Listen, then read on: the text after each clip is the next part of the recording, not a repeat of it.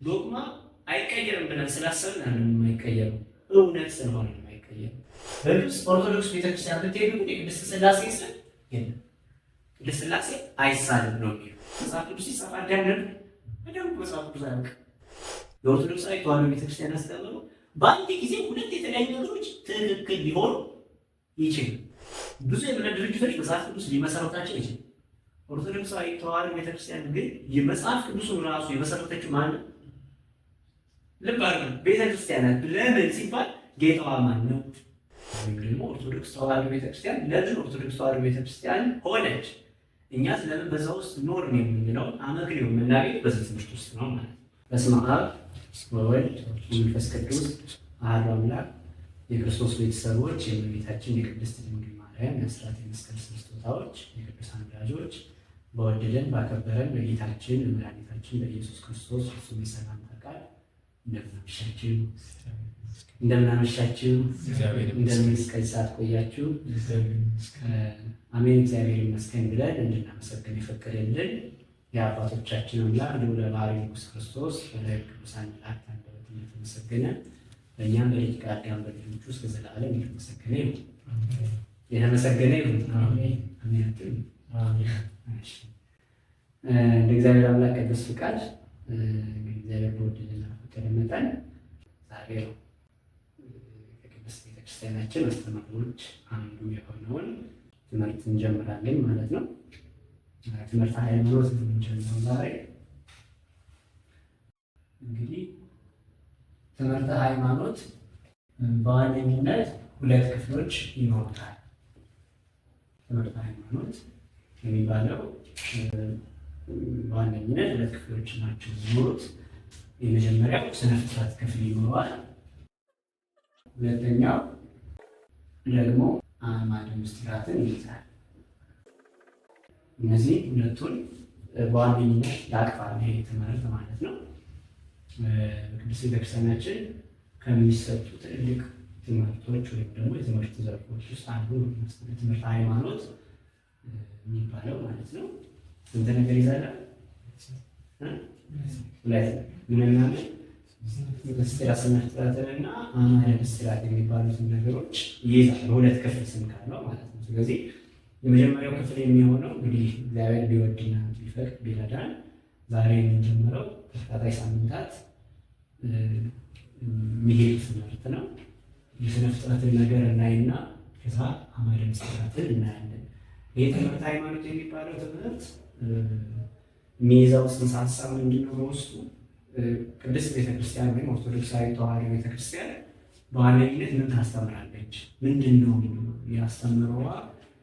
ለምሳሌ በቤተክርስቲያናችን ሁላችን የምናውቀው ዶግማ የሚባል አለ፣ ቀኖና የሚባል አለ፣ ትውፊት የሚባል አለ። ሶስቱ ነገሮች። የመጀመሪያው ዶግማ የሚባለው ነገር የአንዲት ሃይማኖት ወይም ደግሞ የአንዲት ቤተክርስቲያን የትኛውም ሊሆን ይችላል። በነገራችን ላይ እንደ ኦርቶዶክሳዊ ተዋሕዶ ቤተክርስቲያን ዶግማዎቿ ምንድን ነው ስንል የማትለውጠው የማትሽረው የማታሻሽለው ነገር ምንድን ነው ማለት ነው። ቀኖና ሲባል ደግሞ አንድ ዶግማ ኖሯቸው ግን የተለያየ አይነት ቀኖና ያላቸው ቤተክርስቲያኖች ሊኖሩ ይችላል። ለምሳሌ ሥላሴ አንድም ሦስትም እውነት። ይሄ አንድ ሰው ተስማምቶ እንኳን አይደለም ሰዎች በሲኖዶስ ደረጃ በጳጳሳት ደረጃ ተስማምተው ሊቀይሩት የሚችሉት ነገር አይደለም። እንዲህ አይነት ነገር ሊቀየር የማይችል ድርድር ላይ የማይቀርብ ነገር ዶግማ ይባላል። ወይም የእምነቱ መሰረት።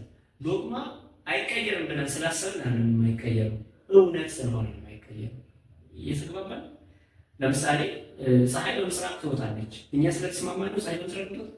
አይ አንስማማም፣ ከዛሬ ጀምሮ በምዕራብ ትውጣ ብለን ብንስማማ እኛ ሰው ትቀይራለች? አትቀይርም። ዶግማ ነው ማለት ነው። ግልጽ ነው ሀሳብ። ሰዎች በስምምነት ወይም በእጅ ብቻ ሊቀይሩት የማይችሉት ወይም እውነት የሆነ ነገር ምን ይባላል? ምን ይባላል? ዶግማ ይባላል። ስለዚህ ቅድስት ቤተክርስቲያን ይሄን እውነት ትይዝና ከዚህ ዶግማ ላይ ቀኖና ታወጣለች። ቀኖና ስታወጣ ምንድን ነው? ቀኖና ማለት ምን ማለት ነው ስንል ከእነዚህ ዶግማዎች ላይ የሚወጡ ወይም ከእውነት ላይ የተመሰረተ የአኗኗር፣ የአስተዳደር፣ የአካሄድ ጥበብ ማለት ነው ቀኖና ማለት። ስለዚህ ከዛ ላይ ትነሳና ከእውነቱ የራቀ ያልሆነ የአኗኗር ዘይቤ፣ የአኗኗር ስርዓት ትመሰርታለች። እሱ ቀኖና ይባላል።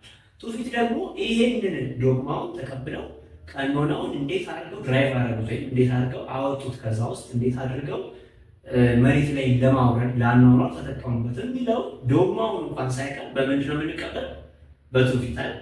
አወፈይ ማለት ምን ማለት ነው? በግዕዙ አወፈይ ማለት አቀበለ ማለት አይደል?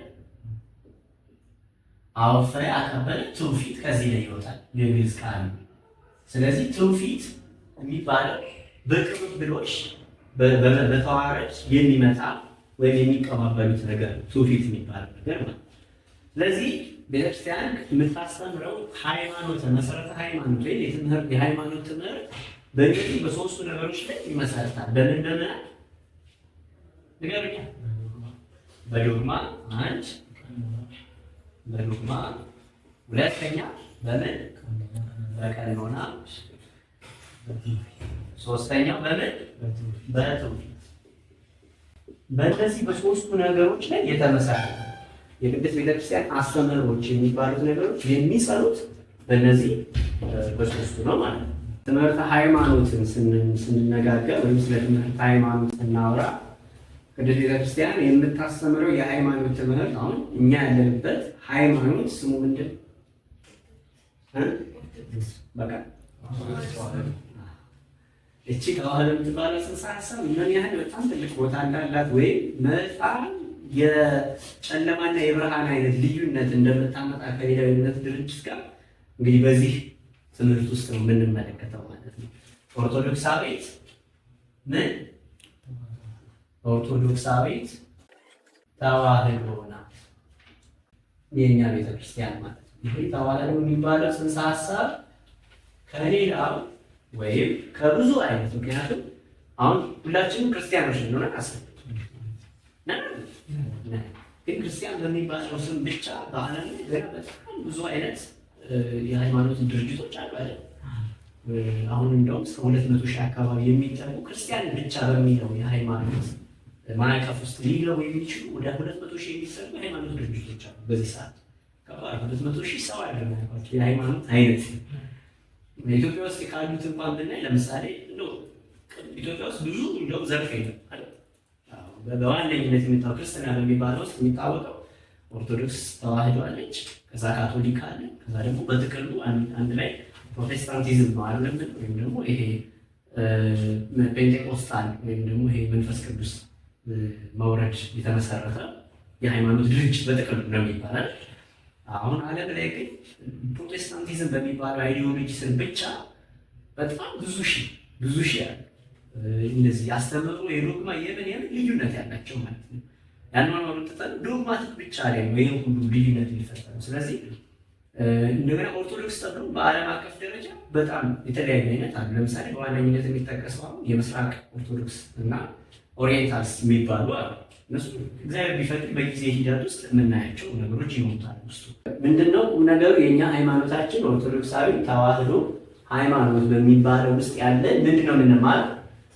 ትምህርተ ሃይማኖት። ስለዚህ በኦርቶዶክሳዊ ተዋህዶ ሃይማኖት ውስጥ ያለው የትምህርተ ሃይማኖት አይነትና በሌሎች የእምነት ድርጅቶች ውስጥ ያለው የትምህርተ ሃይማኖት ለየቅል ወይም አይገናኝም ባቸው።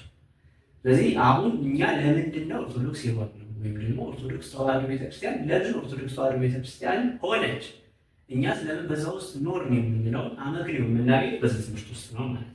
ስለዚህ በቅድስት ቤተክርስቲያን አስተምህሮ በኦርቶዶክሳዊ ተዋህዶ ዶግማዎቼ ብላ የምጠቅሳቸው እሷ ተስማምታበት ስለሆነ ወይም አይ እንደዚህ ስለሆነ ስለተቀበልኩት ብላ የምትወስደው ሳይሆን ምን የሆነ ነው ብለናል? እውነት የሆኑ ነገሮችን በሙሉ ምን ትላቸዋለች? ዶግማዎች ናቸው። ወይም ሰዎች በስምምነት በስልጣን በምናምን ሊቀይሩት የማይችሉት ነገር ቅድም እንዳለ ለምሳሌ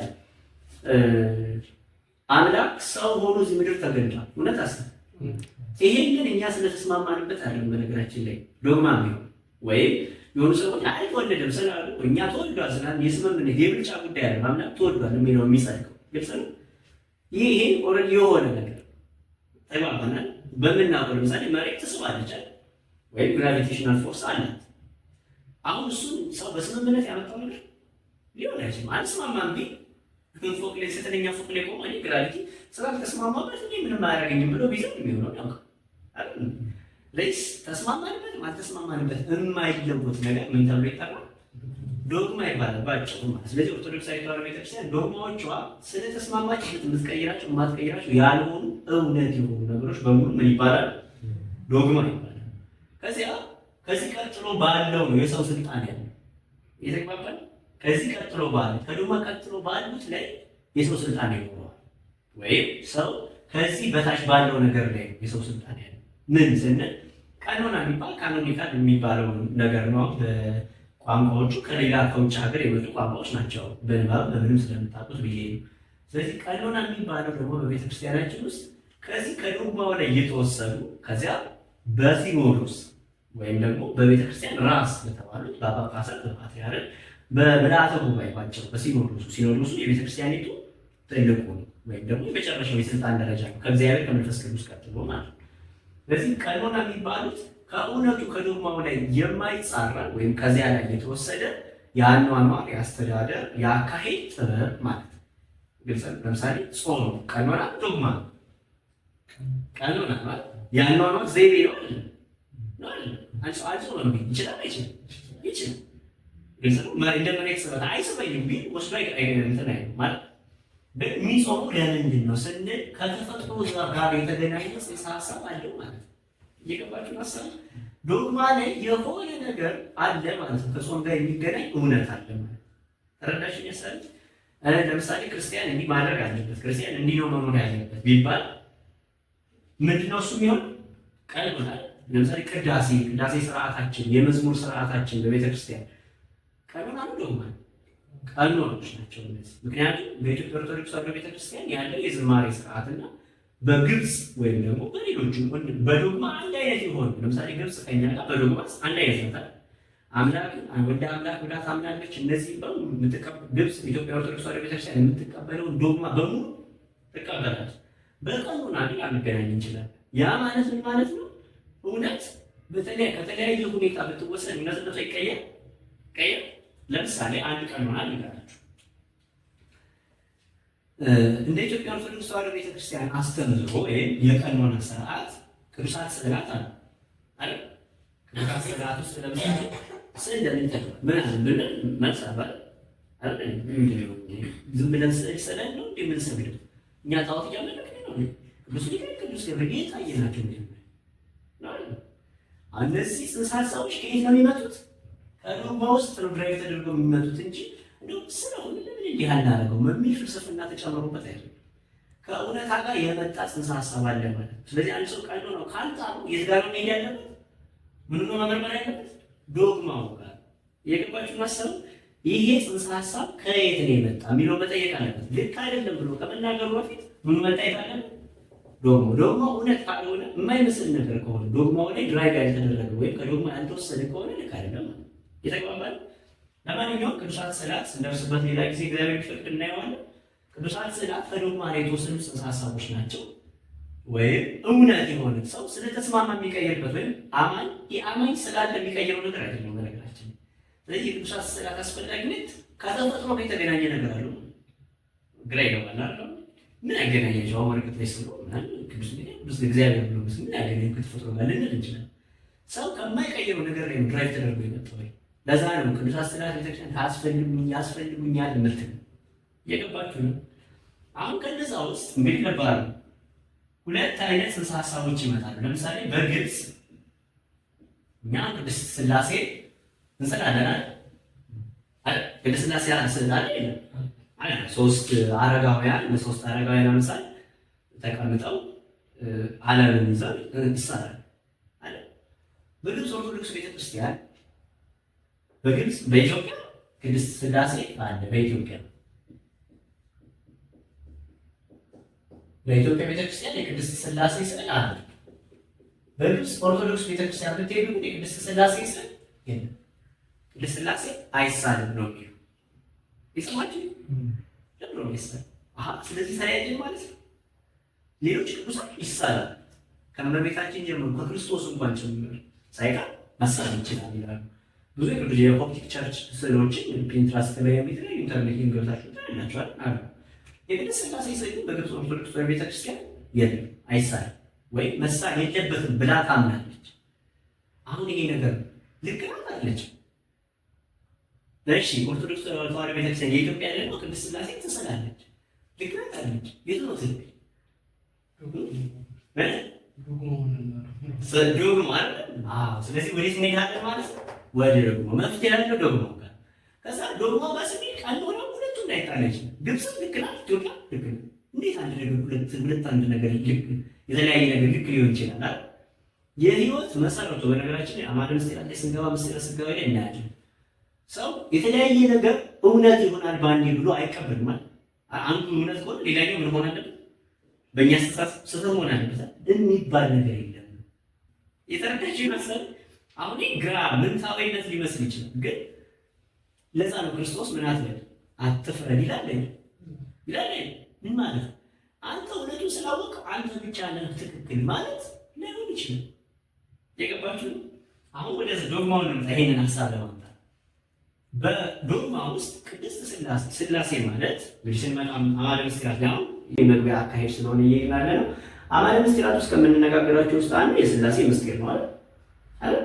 ሥላሴ አንድም ሶስትም ነው እንላለን። ሥላሴ ሰው ነው ነው ሥላሴ ግዑዝ አካል ያለው ነገር ነው። ይሄ የሚጨበጥ የሚዳሰስ ነገር ሥላሴ ስንት ነው? አንድም ሶስትም ነው አይደል? ይሄ አምላክ የሚጨበጥ የሚዳሰስ ነገር አይቶ ይታወቃል። ሥላሴን አይተው የሚል ሰው አለ? እግዚአብሔርን ያየው መጽሐፍ ቅዱስ ላይ ራሱ ቅዱስ ዮሐንስ ወንጌል ላይ ምን ይላል? እግዚአብሔርን ያየው አንድ እንኳን የለም። ትክክል ነው። ቅዱስ ዮሐንስ ወንጌል ምዕራፍ 1 ላይ ምን እግዚአብሔርን ያየው አንድ ሰው እግዚአብሔር በእግዚአብሔርነቱ ማንም አይቶት አያውቅም፣ ወይም ሥላሴ በሥላሴነቱ ማንም አይቶት አያውቅም። መንፈስ ነው እውነት አይደል? ክርስቶስ ራሱ እግዚአብሔር መንፈስ ነው የሚሰግዱለት በመንፈስ ይሰግዱለታል ብሏል አላለም? ብሏል። ስለዚህ እግዚአብሔር መንፈስ ከሆነ መንፈስ አይታይም ማለት አንድም ጊዜ ያየነው ከሥላሴ አካላት ከሦስቱ አካላት አንዱ ማን ነው? ስለዚህ መሳል የምንችለው ክርስቶስን ብቻ ነው። ያየነው የዳሰስን የጨበጥነው ማንም ብቻ ነው። ስለዚህ እሱ ብቻ ነው መሳል። ቅድስት ሥላሴ በአምላክነቱ ማንም መሳል አይችልም ትላለች። አሁን ልክ ማለት ነው። አሳማኝ ናት። መንፈስ ይሳል ያስኬዳል። ስለዚህ ልክ ናቸው፣ እነሱ ልክ ናቸው። ሥላሴ ይሳል። ሌሎቹ ማየት መገለጥ በቻሉት ነው። ለምሳሌ ቅዱስ ሚካኤል ታዲያ የታያችሁት እሱስ መንፈስ አይደል ብንላቸው ምንድነው መልሳቸው? አይ ቅዱስ ሚካኤል የሰው አምሳል ሆኖ ተገልጦ ታይቶ ምናምን መጽሐፍ ቅዱስ ላይ አላልኩም? ለነቢዩ ዳንኤል ተገልጧል፣ ለልዩ ልዩ ተገልጧል። ስለዚህ በተገለጠበት ልክ ቅዱስ ሚካኤል የዲያቆናትን ልብስ ለብሶ ምናምን በፍታ የፉድ ለብሶ ምናምን ይላል መጽሐፍ ቅዱስ ላይ። በዛ መሰረት ይሳላል በታዩበት እንጂ መልአኩ በመላክነቱ እናውቀው። እየገባችሁ ሀሳብ። ስለዚህ ሀሳባቸው ልክ ነው። ኦርቶዶክስ ተዋሕዶ ቤተክርስቲያን ደግሞ ምን ትላለች? አዎ እውነት ነው፣ ሥላሴ አንድም ሶስትም አይታይም፣ መንፈስ ነው። ይሄንን ትቀበላለች። ግን ምን ትላለች? እናንተ ቅዱሳን መላእክትን እንደሳላችኋቸው ለሰው እንድትገለጡ ተደርጎ ማምሳት ነው። ቅድስት ሥላሴ ለዚህ የተገለጠበት ቦታ አለ። ለመጽሐፍ ቅዱስ የት ለአብርሃም አባታችን አብርሃም እግዚአብሔርም በመምሪያ አድባር ስር ለአብርሃም በሶስት አረጋውያን መልክ ተገልጦለታል። ሶስት ሽማግሌ መስሎ ቤቱ ገብቶ ታርዶለት በልቶ ጠጥቶ አለ ምን ታሪኩን ስናነሳ። ስለዚህ እኛ ምን ስለው ቅድስት ሥላሴ ለአብርሃም እንደታየው አድርገን ነው እንጂ ሥላሴ በአምላክነቱ እኛ አናየውም አላየነውም እንላለን። የእኛ ሲያሰማ አይሰማም ያሳዝናል። ስለዚህ እነዚህ ነገሮች በአንዴ ሊሆኑ መሳል ልክ አይደለም ብለው የሚሉት ልክ ናቸው። እኛ ምን ስላለን ብለን ልክ ነን። ምናችን ስለሆነ ነው። ከምንድን ላይ ነው ሁለቱም ድራግ የተደረገ? ከዶግማው። አሁን ዶግማ ላይ ልዩነት አለ የሁለታችን ነው። ግልጽ እየሆነ ይመስለኛል አልቀሳም። ስለዚህ ቀኖና ማለት እንደየ ስርዓቱ ከእውነቱ ላይ ተነስቶ እንዲህ የሚባል ልክ ነው። ለዛ ነው ቅድስት ቤተክርስቲያን የወንጌል አንድምታ እያለች የምትነግረን እንዲህ የሚሉ ልክ ይሆናል። ከዚህ ዶግማ ከዚህ አንጻር ይሄን ልክ ነው፣ ይሄን ያስኬዳል ማለት ነው። የተረዳችሁ ነው? ግልጽ ነው። ሶስተኛው ምንድን ነው? ትውፊት አይደል? ትውፊት ቅድም እንዳለ አወፈየ፣ ተቀበለ፣ አቀበለ፣ የተቀባበለ የመጣ ማለት ነው። ስለዚህ ዶግማውንም የነገሩን አባቶቻችን ናቸው ማለት ነው። በትምህርት ቤት ውስጥ እኮ በሴኩላር በሆነ ዓለም ውስጥ ቁጭ ብለን በስሪ ሎስ ኦፍ ሞሽን ምናምን ይሄ ሎ ኦፍ ኔቸር የሚሉትን ምናምን ያለው አስተማሪያቸው ቁሟል ነገር ምን እያደረገ እያቀበለን ነው አይደል? ተፈጥሮ ሶስት ህግ አላት። አንደኛው ስትንቀሳቀስ የሆነ ነገር ተቀምጦ ከሆነ ካልገፋው አይንቀሳቀስም፣ የተንቀሳቀሰው ከሆነ ተላስፎ ምናምን ብለን እንላለን። ይህንን የተፈጥሮ ህግ እያቀበለን ነው መምህሩ አይደለም። ይህን ሁሉ የተናገረው ሰውዬ ሞቶ ነው። ግን በምንድን ነው የተቀባበለ? በጽሁፍ ሊሆን ይችላል፣ በቃል ሊሆን ይችላል፣ ወደ እኛ እየደረሰ ነው አለ ነው። እንደዚሁም ሁሉ ቅድስት ቤተክርስቲያን ለልጆቿ ዶግማዋን ሥላሴ አንድም ሦስትም ነው፣ ተፈጥሮ እንዲህ አይነት ናት፣ እንዲህ አይነት እውነት አለ ብላ በምን አማካኝነት ነው ለትውልድ የምታስተላልፈው? በትውፊት። ትውፊት አያስፈልገኝም ያለ ትውልድ እግዚአብሔርን ራሱ ማግኘት ይችላል አይችልም? ምክንያቱም ማን ነው እግዚአብሔር ቢባል የሚመልስለት ዶግማውን የሚነግረው የቀደመ ሰው፣ የቀደመ እውቀት ያለው ሰው መኖር አለበት የለበት? አለበት። ልክ እንደዛው ካለው ነው። ስለዚህ የሚተላለፍበት መንገድ ምንድን ነው? ትውፊት ነው። ከትውልድ ወደ ትውልድ የሚሄዱ በንባብ በቃል በመጽሐፍ በተለያዩ መልኩ የሚሄድበት መንገድ ትውፊት። እነዚህን እንዳትረሷቸው። በኋላ ማለት ምስጢራት ላይ ስንገባ በጣም የረቀቁ ሀሳቦች አሏቸው የሚተነተኑ ማለት ነው። ስለዚህ በዛ አይነት መልኩ ትምህርተ ሃይማኖትን አሁን ትውፊት አለ እዚሁ። ምክንያቱም እየተቀባበልን ነው የምንሄደው። እንዲህ ተብሏል፣ እንዲህ እዚህ ቦታ ላይ እዚህ ቦታ ላይ እያልን እየተቀባበልን የምንሄደው ነገር አለ። ዶግማውን ስናወራ አብረን ምንም አይቀርም፣ ቀኑን አይቀርም። እንዲህ አይነት ምስጢር አለ ስንል ታዲያ እኛ እንዴት አለን እንኖር ማለት ለምሳሌ ሥላሴ አንድም ሦስት ነው እውነት አስብ። ይሄ መኖር ይችላል ነው ከንቸ በኦርቶዶክስ ተዋሕዶ ቤተክርስቲያን በጣም የሚያስደንቀው ነገር ምንድን ነው? የሚኖር ህይወት ነው እንጂ እውቀት ብቻ የሆነ ህይወት ተቀባይነት የለም። ምን ማለት ነው? ዶግማ ወደ ምን መውረድ መቻል አለበት? ወደ ቀኑ ካልወረደ ምን ትርጉም የለውም። የገባችሁ? ለምሳሌ አሁን አንድ ሰው መጥቶ ስለ ኒውክሌር ማብለያ ጣቢያ ምናምን ቢነገር ኢትዮጵያውያን ሳይንቲስቶች ተሰብሰቡ እዚህ ምናምን ብሎ ኒውክሌር እንዲህ ነው የሚመረተው እንደዚህ ተብሎ ነው ምናምን ሳይንሱ ምናምን ሰርኪቱ በደንብ አድርጎ አስተምሮ ቤት ኢትዮጵያ ነው በዚህ ሰዓት ጥቅማል አለ ኒውክሌር ማብለያ ያለ ኢትዮጵያ ሲችል። ስለዚህ ምን ጥቅም የለውም። ይሄ ህይወት አይጠቅመንም የምላችሁ ምን ማለት ነው? መማር የለብንም እያልኳችሁ አለ። ኦርቶዶክስ ተዋሕዶ ቤተክርስቲያን እንዲህ አይነት አስተምሮ የላትም ጭራሽ። ነግራን ከጨረሰች በኋላ እሺ አሁን እኛ ምን እናድርግ ስንል ያው ቢሆን ጥሩ ነበር ብላ አትልም። እየገባችሁ አሁን አንድ ቅድም እንዳልኳችሁ ሳይንቲስቱ መጥቶ አስተምሮ እሺ አሁን እንዴት አድርገን ኒውክሌር ማብለያ ጣቢያ እንገንባ ብንለው ያው መቼስ እሱማ እንደ ሀገር ነው ምናምን ብሎ ነው አይደል? ቢሆን ጥሩ ነው ብሎ ነው አይደል? ከዚህ በላይ ማድረግ የሚችለው ነገር የለም። እንዲህ አይነት አስተምሮ በኦርቶዶክስ ተዋሕዶ ቤተክርስቲያን የለም። ተነግረንና ጽንሰ ሀሳቡን እንዲህ የሚባል እውነት እንዲህ የሚባል ዶግማ አለ ከነገረችን በኋላ እሺ ከዛ ምን ተነግረን ስንላት ምን እናድርግ እሺ በማወቃችን ምን ይጠቅማል ስንላት ይሄ እዚህ ቦታ ይጠቅማል ብላ ምንም ትነግረናለች። ቀኑ ነው ማለት ደግሞ የሚኖርበት መንገድ ነው። ለምን ስለዚህ አንድ ሰው ከተማረ በኋላ አንድም ሶስትም ነው ካለ በኋላ አንድም ሶስትም ታዲያ እንዴት አድርጌ ልሙረው የሚል ጥያቄ መጠየቅ ግድ ሲጠየቅ ምን ይባላል? ሌላ የሚመጣለት ነገር አለ ማለት ሰው ሶስትም አንድም ሆኖ መኖር ይችላል። ይሄ የተለያዩ ቦታዎች ላይ የራሳችን ህይወት ላይ በትዳር ላይ ልዩ ቦታዎች ላይ መግባት ይችላል። የተለያዩ ቦታዎች ላይ ማስገባት እንችላለን እነዚህ። ስለዚህ እሱን ነው የምንመለከተው ማለት ነው። አሁን የመግቢያውን ሀሳብ ነው እንግዲህ ያነሳውላችሁ። ተስማምተናል? እስካሁን ተግባብተን? እሺ ጥያቄ እሺ አሁን ቀኑና ላይ አንድ አይነት ዶግማ ያለው ያለን ቤተክርስቲያናት ከግብጽ ቤተክርስቲያን ጋር የሆነ ዲፈረንስ አስተናላ የስዕሉ ላይ ማለት ሥላሴ ስዕል ላይ ወደ አንድ መምጣት አይችልም ማለት የእኛም ገዢ ሀሳብ አለ፣ የእነሱም ገዢ የሚመስል ሀሳብ አለ። አሁን ሁለቱን ሀሳቦች እንደዚህ ዲቤት አድርጎት ወይ ተወያይቶ ወደ አንድ መምጣት አይቻልም። ከሁለቱ አሸናፊ ሀሳብ አይኖርም። ለምን ያሸንፋል? ሁለቱም እኮ ልክ ነው። ሀሳብ ይገብታል። በነገራችን ላይ አንዳንዴ ነገሮችን ማዋሃድ መልካም። አሁን አንድምታ የሚባለው በቤተክርስቲያናችን ውስጥ በጣም ትልቁ እይታ እሱ መጨፍለቅ የሚባለው ነገር መደባለቅና ማዋሃድ በጣም የተለያዩ ጽንሰ ሀሳቦች ናቸው። ለምሳሌ እኛ የእነሱን ሀሳብ እንቀበላለን አንቀበልም? የግብፅ ኦርቶዶክስን ቀኖና እንቀበላለን አንቀበልም? ካልተቀበልነውማ እኮ ካልተቀበልነው አሁን ለምሳሌ በስዕሉ ጉዳይ ማለት ነው። በስዕሉ ጉዳይ ካልተቀበልን ምኑን እያፈረስን ነው? ዶግማ ፈርሰ ሥላሴ አይሳልም። ለምን? መንፈስ ስለሆነ እግዚአብሔር አይሳላል ካል እኛ በምን ነው የምንስለው እያለን ነው። ሥላሴ በሥላሴነት መሳል ይችላል እያለን ነው። ሰው ምኑን እያፈረሰ እየገባችሁ ማለት እንጨፍልቀው ሲባል አይ እነሱ ወደኛ ወይ እኛ ወደ እነሱ መምጣት አለብን የምንላቸው ነገሮች ከዶግማ አንጻር አይደሉም። ከዶግማ አንጻር ስህተት ከተፈጠረ ነው የማንጓል ወይ የክርክር ልክ እንደ ቅዱስ አትናቴዎስ እንደ ቅዱስ ዮሐንስ አፈወርቅ እንዳደረጉት ዕቅበተ ሃይማኖት ላይ የተለየ ከዶግማ የጸነነ ሀሳብ የሚከብድ ነገር ሲመጣ ንገረን እስኪ ሀሳብ እናስረዳን፣ ከዛ እኛ የምናስረዳን፣ ከዛ እውነታውን እንግለጥ ይባላል። ቀኖና ላይ ግን ለምሳሌ ኢትዮጵያ ውስጥ እንኳን ለምሳሌ ውሃ የማይገኝበት ክልል ውስጥ ወተት የሚጠጣበት ቦታ አለ አይደል? በረሃ ውስጥ አሁን በረሃ ውስጥ ለምሳሌ አፋር ነው መሄድ ውሃ ይልማል።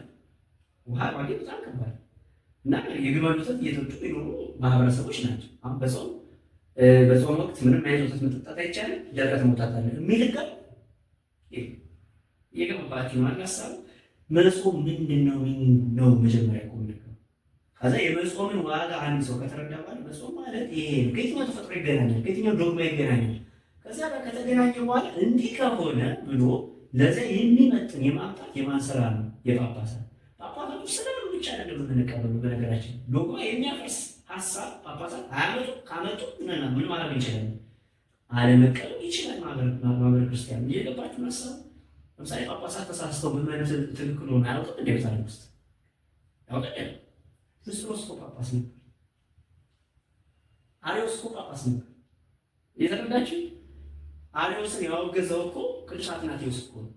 አትናቴዎስ ማለት ዲያቆን ነበር በዛ ሰዓት። የተረዳችሁ?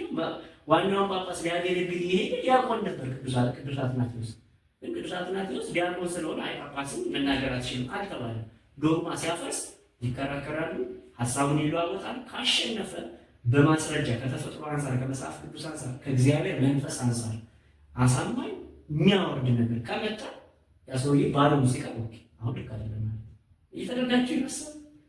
ቤተክርስቲያን እንዲህ አልከው ብቻ ተቀበል ብቻ የምትል ቤተክርስቲያን ማለት ነች። ደግሞ አባቶችንም ስማ የምትል ቤተክርስቲያን ናት። ትዕቢትም የለባትም፣ ደግሞ ለእውነት ትቆማለች። አሁን ሁለቱ የሚጣረስ ነው አይደል? ትዕቢት ሲኖርበት አንድ ሰው እኔ ብቻ አውቃለሁ ማለት ወይም ደግሞ እኔ ያልኩት ልክ ነው ወይም እኔ ያልተስማማሁበት ማለት ጀምር ታዘዝ ብቻ ሲባል ዝም ብሎ የሚቀበል ነው ይመስል። እንዲህ አይነት አስተምሮ ቤተክርስቲያን ይላል። ትከባበራለች፣ ስለ እውነትም ደግሞ ትቆማለች። ይሄ ነው ጽንፍ የያዘ ነገር ምን ማለት ነው?